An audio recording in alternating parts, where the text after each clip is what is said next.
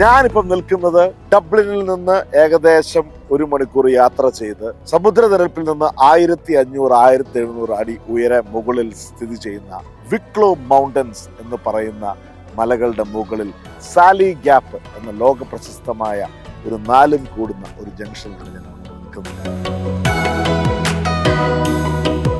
അയർലൻഡിന്റെ ഉദ്യാനം എന്നാണ് വിക്ലോ മലനിരകളെ ഇവിടെയുള്ളവർ വിളിക്കുന്നത്. ആകാശത്തിന്റെ അതിരുകൾ വരച്ചിട്ടിരിക്കുന്ന മനോഹരമായ ഈ മലകളുടെ പടി കയറിപ്പോകുന്നത് കാഴ്ചകളുടെ അത്ഭുതങ്ങളിലേക്കാണ്. ഇവിടേക്കെത്തുന്ന ഓരോരുത്തർക്കും ഇവിടുത്തെ ആകാശവും ഇവിടുത്തെ ഭൂമിയും എന്നും പുതിയതാണ്.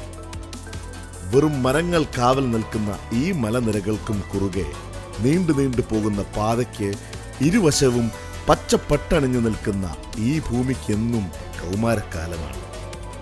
വെയിലേറ്റ് പൊള്ളിപ്പോയപ്പോഴും മഞ്ഞിലും മഴയിലും കുതിർന്നു നിന്നപ്പോഴും അതിൻ്റെ ചന്തം ചോർന്നു പോകാതെ ഈ മണ്ണ് അതിനെ കാത്തു സൂക്ഷിച്ചു.